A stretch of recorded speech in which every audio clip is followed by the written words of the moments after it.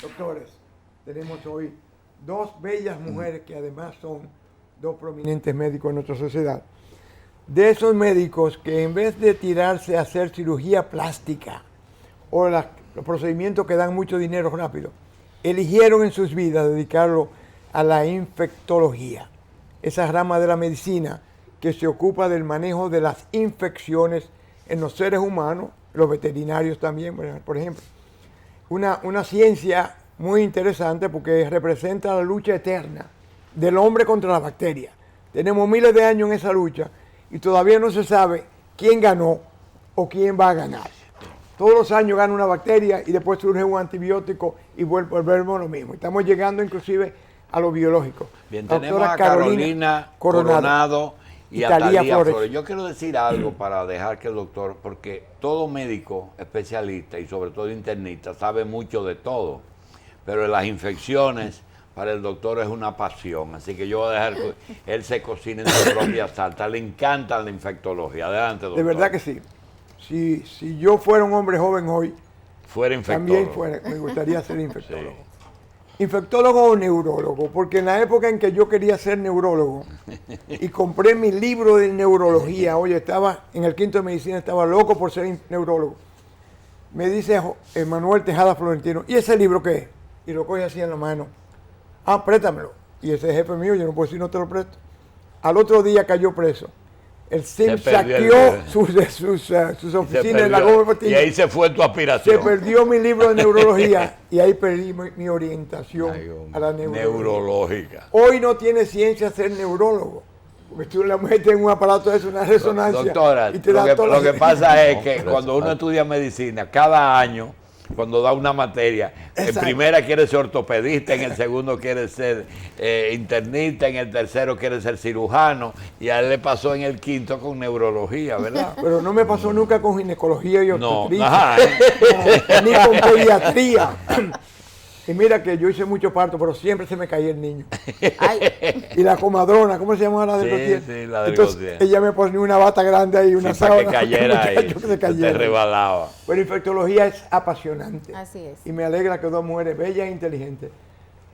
Aquí hay muchos buenos infectólogos. Sí. Tenemos que haber 10, 12 infectólogos en el país, ¿verdad? Sí, ya somos muchos ya. Lastimosamente y desgraciadamente hay muchos médicos que creemos que lo sabemos todo y lo manejamos todo. Y cuando llama un infectólogo, tiene que salir huyendo porque se está acabando el juego. Entonces lo llaman en el octavo o el noveno. Así es. Doctor, ¿el infectólogo recibe el paciente directamente o siempre es referido? Bueno, bueno, primero buenos días y muchísimas gracias por invitarnos a Carolina y a mí a participar con ustedes en esta mañana y sobre todo entendiendo que el doctor ama y se apasiona por la infectología, cosa que yo creo que cuando uno decide ser infectólogo, lo primero que uno tiene es ese apasionamiento por la medicina. Tiene que haber sido buen internista para calificar para infectólogo. Así es. Y bueno, con relación a la pregunta que usted nos hacía, la infectología ahora ha tomado un nuevo boom en República Dominicana y mundialmente. Talía es presidente de la Sociedad Dominicana de Infectología. Así es. Y hay tantos aquí. Como debe haber 15. Sí, porque yo conozco a los dos ureñas. No, uno Núñez y otro Ureña. Ah, Núñez. Se dejó la infectología y se me metió a pastora ahora. Pero no dejó la infectología. No, ya pensé que la Lo que pasa es que hay especialidades que dejan a uno. Ya. Porque tú ves tanto antibiótico todos los días, tú coges... Que se hace inmune. Tú coges un journal de infectología y tú dices, pero yo estoy en la edad de piedra, ¿qué es lo que está pasando? Pues respondiendo a su pregunta, la infectología realmente ha tenido pues cierto alcance, vamos a decirlo así, mundialmente y sobre todo en República Dominicana. Ya el paciente inclusive pide y dice, yo quiero que me vea un infectólogo. A veces cuando el paciente siente que hay ciertos comprometimientos, sobre todo en el área de la infecciosa, le dice a su médico de cabecera, me gustaría por favor una opinión con infectología. Muchas veces el paciente llega directamente porque le revisa, como bien decía el doctor, y dice, yo creo que este caso es de infectología. Y además nuestros compañeros, amigos y colegas, cuando tienen la necesidad de algún proceso, bueno, que se le está no escapando de las manos, sino que necesita tener un soporte, un pie de amigo, dice, me gustaría la opinión de infectología. Posiblemente son los cirujanos los que más se relacionan con el Yo creo que todos, doctor. Doctora, justamente como una infección puede estar en cualquier lugar, da la impresión de que el infectólogo tiene que estar preparado para una infección en un ojo, pero también una infección en un músculo o en un pie. La pregunta es la siguiente. Para combatir las infecciones, nosotros hemos vivido, el doctor está actualizado, yo pertenezco a la prehistoria, yo soy de la época del cloranfenicol, de la estreptomicina, del Misteclin. Yo soy de esa época que ya ustedes ni usan eso. Actualizarse, Carolina, es difícil. Bueno, actualizarse no es difícil porque en un mundo globalizado cada vez tenemos más alcance de lo que son los journals. Antes se necesitaba pues esperar una revista en físico para poder actualizarse. Sin embargo, ahora si uno se suscribe a todos los journals, pues puede tener información rápida, eficaz y al día, todos los días. En realidad no es difícil el iPad actualizar. Resuelve muchísimos problemas. Sí, bastante. Talía, el infectólogo es como una especie de detective que tiene que estar buscando qué es lo que tiene, dónde lo tiene y por dónde le entró. Así es, así es. Nosotros nos dicen eso muchas veces, de que son una especie como de Sherlock Holmes, o sea, andan buscando algo. Y efectivamente así es. Inclusive, el médico que nos interconsulta a nosotros y el mismo paciente también lo identifica así. Y a veces uno, pues, nosotros que hemos sido compañeras juntas en algunos casos, nos miramos a la cara y decimos, óyeme, esto está un poco difícil. Yo creo que en infectología en República Dominicana se ha revolucionado mucho lo que tiene que ver también el compañerismo. O sea, nosotros hemos hecho un grupo de amistad entre todos nosotros, que no es de que el paciente es mío solo, sino que si tengo algún paciente y entiendo que quizás Carolina... No hay competencia ahí. No, Doctora, bueno, entre nosotros... Yo voy a dejar que el doctor Hanna converse, pero hay una pregunta que yo quiero hacer. Pero eso será como las 9:30. El tema, no importa, tenemos tiempo. Doctora, la medicina preventiva en infectología parece que no es bueno. Es decir, tengo una tos y es expectoración, me suena el pecho, déjame tomarme un antibiótico. O a un hombre que antes iba a tener unas relaciones sexuales, decía, déjame tomarme 4 antibióticos. Realmente eso no es conveniente y debe hacerse cultivo a ir al infectólogo, o todavía existe la posibilidad de prevenir tomando antibióticos y a veces te dicen no lo tome porque se mata a la flora. Hay dos cosas que quiero aclarar. O sea, la prevención en medicina siempre será importante porque hay procesos infecciosos que van a ser prevenibles y evidentemente eso nos costaría a nosotros día cama, inclusive en el paciente.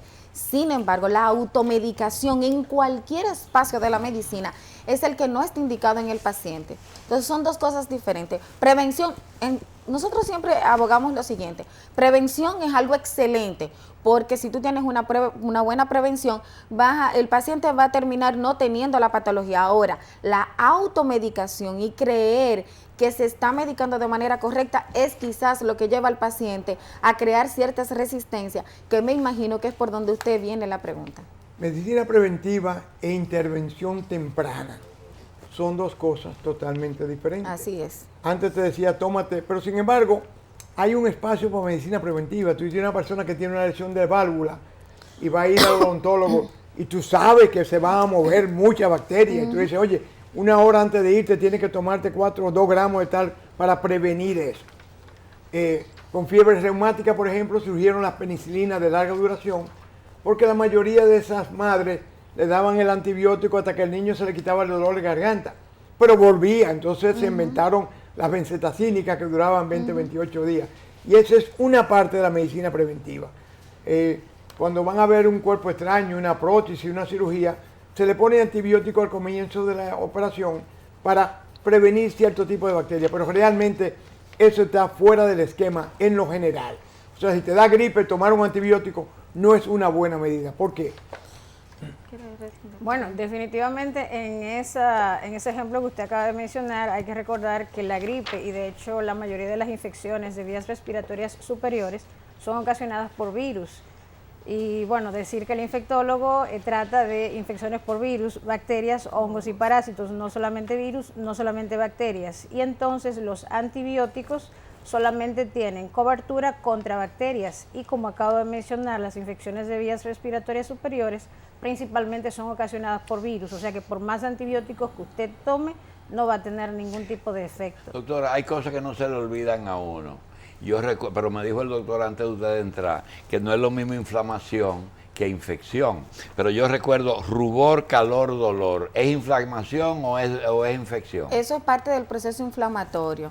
O sea, el proceso inflamatorio, evidentemente, si hay un proceso infeccioso ahí, te llevará primero al proceso inflamatorio. Porque fíjese lo siguiente, ¿qué es la fiebre? La inflamación es parte de la infección. Puede ser parte del proceso infeccioso, pero no siempre un proceso inflamatorio es una infección.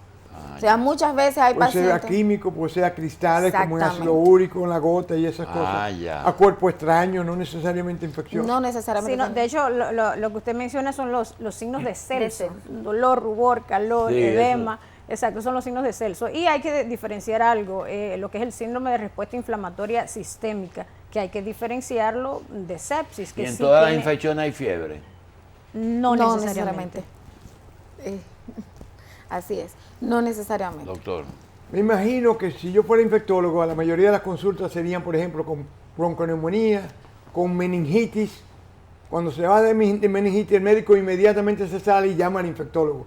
¿Es así realmente todavía hoy? Se trabaja en conjunto. Hoy en día se trabaja mucho en conjunto, pero la infectología ha crecido tanto que cuando hay, por ejemplo, procesos quirúrgicos abdominales, llaman al infectólogo si el paciente está teniendo esos signos de Celso que Carolina mencionaba y que usted mencionaba, rubor, calor, dolor, o sea, hay inflamación en esa área, entonces se llama el infectólogo. No se sale, ¿verdad? No. Si es un cirujano que tiene una infección, llama al infectólogo. Si es un neurólogo, lo manejan Se juntos. maneja en conjunto. Si es un neumólogo era también. lo que le decía, quizás... Es que cuesta más llamarlo a los dos, doctores.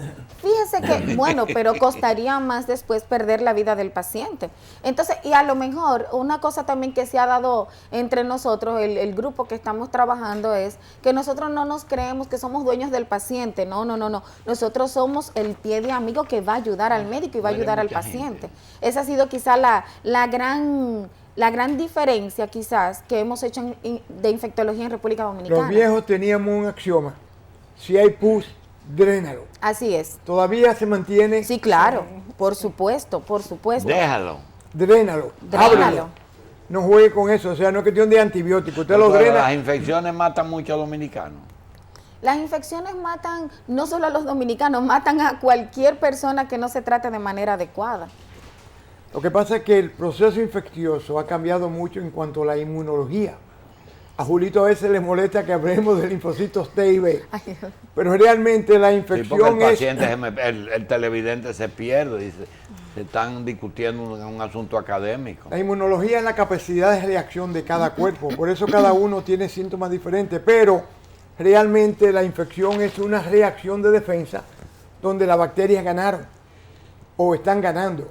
Entonces, al que llamamos es el infectólogo para que nos ayude a derrotar las bacterias. Ese proceso inmunológico infeccioso, ¿cómo anda? Bueno, el proceso inmunológico hay que dejarle al cuerpo inicialmente que dé la batalla, la llamada, no vamos a llamar linfocitos, T, eso, pero las células de la defensa, para que nos entiendan, ¿no? Hay que dejar que el cuerpo pues realice esa batalla, las células inmunitarias, las células de la defensa. Ahora, cuando la capacidad de las células de la defensa se ve mermada por la virulencia de los microorganismos, ahí entonces es cuando se desarrollan floridamente los signos y síntomas de una enfermedad. ¿Se pierden muchos embarazos por infecciones? Sí, de hecho existe lo que se llama el complejo TORCH, que es el complejo de microorganismos que pueden ocasionar enfermedades en los bebés asociados pues a las pacientes embarazadas. TORCH es toxoplasma, rubeola, citoplasma. Sífilis. No, TORCH. No, CH. Sí, TORCH tiene SCH al final. Y clamidia. Exacto. La clamidia ha tenido un boom Entonces tendría que últimamente. añadir HIV. Bueno, el HIV pues es sí. La tricomonas. Bueno, pero aclarar una cosa, con el advenimiento ahora de la triple terapia, o sea, de terapia antirretroviral, ya puedes prevenir que un bebé completamente la tricomonas y la molinia es endémica en República Dominicana.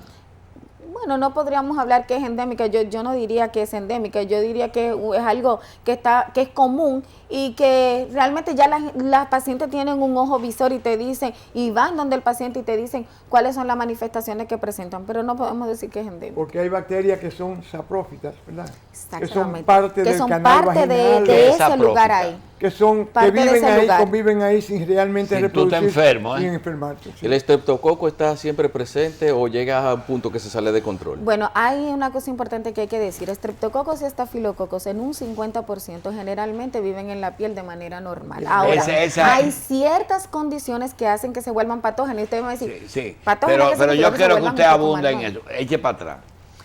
Presencia de un elemento infeccioso en el organismo. ¿Se vuelve patógeno o su cantidad? A veces tú dices, pero en el agua que yo me enjuago siempre hay infección, pero no la suficiente. Háblanos de eso, de lo que se vuelven o su cantidad no es suficiente. Dime qué es colonizar un órgano. O sea, cuando una persona está totalmente colonizada, en un 50%, por ejemplo, estreptococos y estafilococos van a vivir en la piel, van a vivir en las fosas nasales. Forman colonias, o sea, se forman como grupitos. Sí. Entonces, de ahí viene algunas entidades donde las personas viven que se forman colonias, es como formar grupitos. Entonces, viven en un 50%, algunos libros te describen de un 30 a un 40%, dependiendo evidentemente del estado inmunológico también del paciente, de la respuesta que tenga el paciente, y viven en la piel, viven en el tracto respiratorio superior, se entiendas en las fosas nasales, en los oídos, en la garganta. Generalmente hay personas que si se le toma un cultivo de ahí, es probable que esté colonizado, que era lo que el doctor también pues explicaba.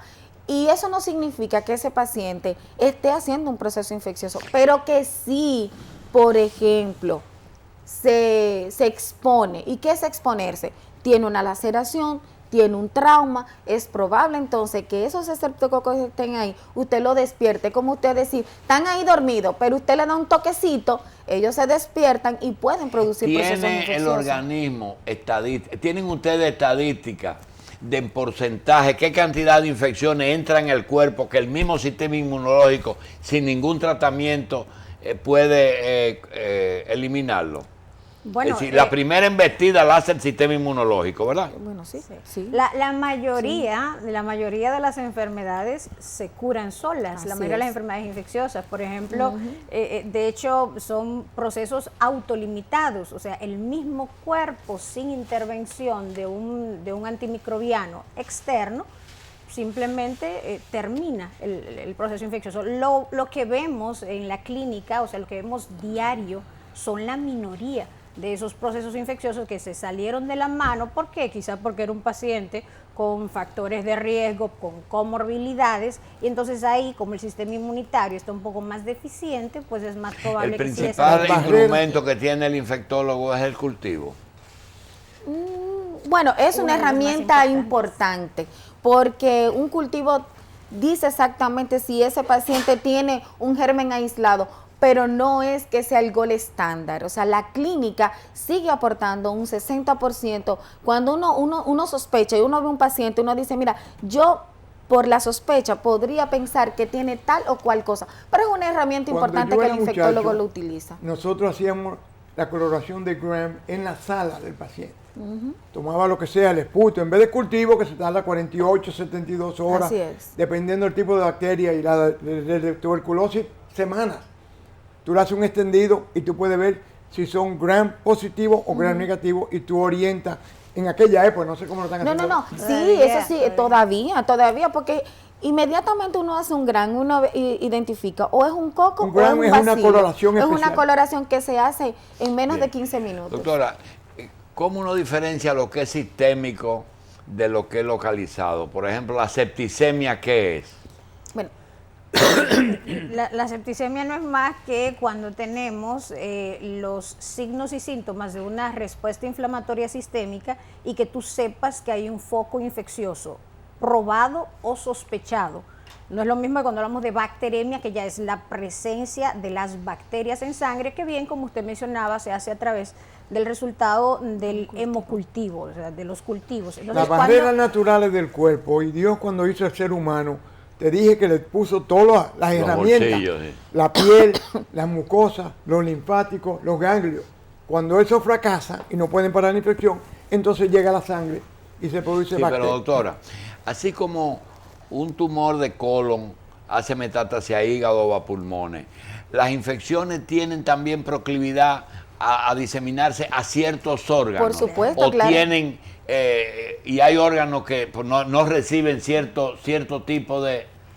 Claro que sí, Carolina explicaba, cuando tenemos una bacteria, esto significa que puede estar el proceso localizado en un lugar y posteriormente también trasladarse a otro lugar. Un ejemplo sencillo, una gente tiene un proceso, un paciente tiene un proceso infeccioso abdominal por un procedimiento quirúrgico, probablemente ese paciente haga una neumonía. Entonces ya tenemos dos focos infecciosos, tenemos la parte abdominal y también tenemos la parte pulmonar, pero resulta que ese paciente posteriormente también comienza a tener alteración en el estado de la conciencia, comienza también a presentar rigidez de nuca, entonces ya ese proceso migró a cerebro. Entonces ya ahí tenemos 3 órganos afectados, tenemos ya la parte del sistema nervioso central, tenemos pulmón y también tenemos abdomen. Entonces, en ese caso hay que ser mucho más agresivo.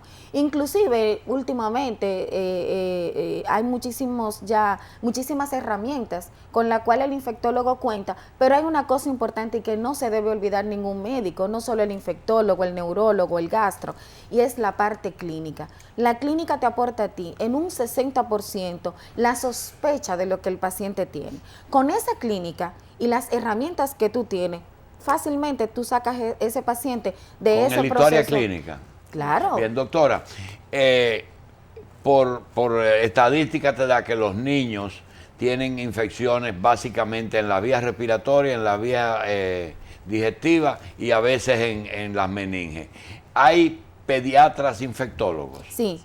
Hay más pediatras infectólogos que infectólogos en adultos. Es increíble. Serían infectólogos pediátricos. Sí. Sí, sí, pero hay mucho más. Hay una pregunta que usted nos hizo al principio que no se concluyó y es la siguiente. ¿Cuántos infectólogos hay en el país? Aquí. Nosotros somos alrededor ya de 75. Sin embargo, de ese 75, hay 50 hay pediátricos. 55 que son pediátricos y el restante que están en el somos adultos. Lo que pasa es que ahora en el Seguro Social, hace aproximadamente ya 13 años, se inició lo que fue la Residencia Nacional de Infectología. Y vuelvo y le reitero, somos un grupo que realmente vamos de la mano, o sea, siempre nos estamos llamando, si alguno de nosotros recibe alguna estadística nueva, una revista nueva, o sea, no los estamos, o sea, realmente siempre, pues, diciéndolo unos al otro. Y yo creo que eso es lo que ha hecho la diferencia de la infectología. El doctor Jacín tiene una afinidad en su historia clínica por la Pseudomonas aeruginosa. Él la llama piociánico todavía. Y apacilo piociánico, de los enemigos del hospital americano. Ya lo sabe. Sigue siendo así. El verde. Sigue siendo así. Sigue siendo así. Sigue siendo. Y las infecciones nosocomiales, ¿cuáles son las? ¿Qué es nosocomiales, doctor? Las nosocomiales que son propias de un hospital, porque antes se consideraban nosocomios hospitales, así era como se llamaban, nosocomios. Entonces, de ahí parte esa... Y en el país, ¿cuál es el enemigo del hospital? Ese mismo... Pseudomonas sigue siendo el gol estándar, Aquí también. Pero hay otros importantes, los Acinetobacter. Los Acinetobacter, usted se lo lleva en el estetoscopio, se lo lleva en el celular, se lo lleva en la mano. Y por eso, señores, de aquí nosotros no nos podemos ir sin decirle a todo el mundo que lo más importante es el lavado de manos. Agua y jabón. Nosotros prevenimos eso con lavado de manos. Agua y jabón. Fíjense lo siguiente. El doctor lo dice todos los días. Doctor, nosotras también vamos a hacer abanderada suya. No, yo voy a ser abanderada.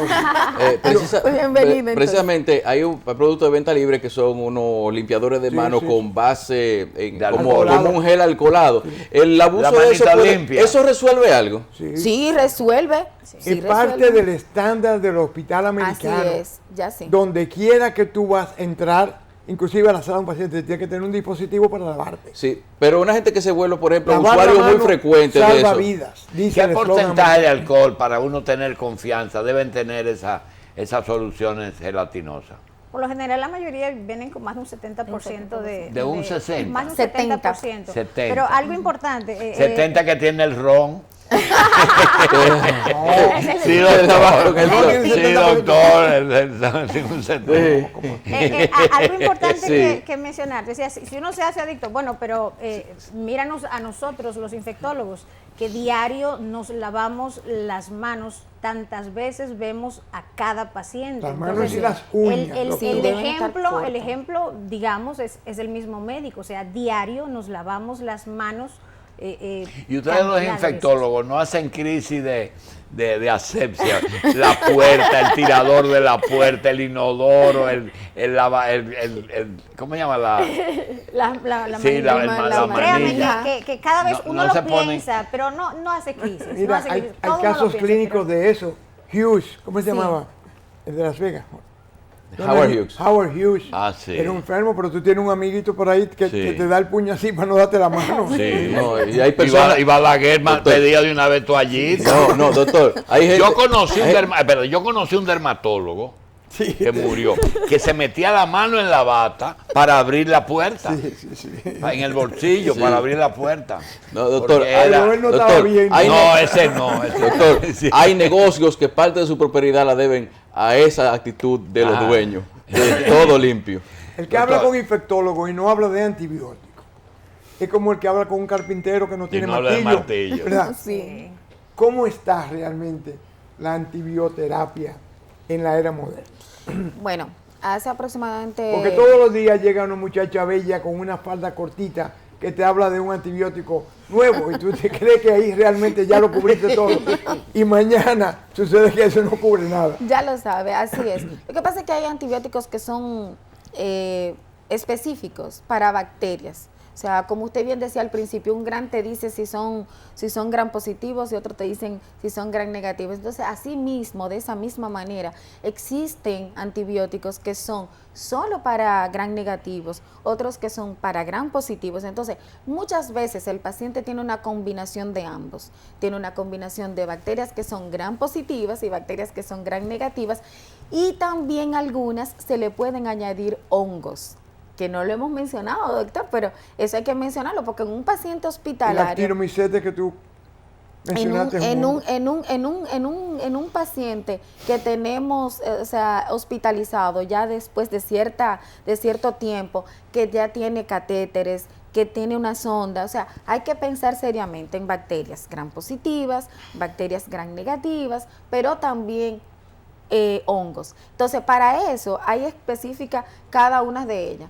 Y con el advenimiento moderno y toda la globalización, así mismo van creciendo los antibióticos. Doctora, en el caso de aquellos antibióticos que se retiraron o que se disminuyó su uso porque tenían efectos a veces dañinos, como el cloranfenicol en la... Creo que se le murió a alguien con cloranfenicol. Bueno, con el tifo, ¿verdad?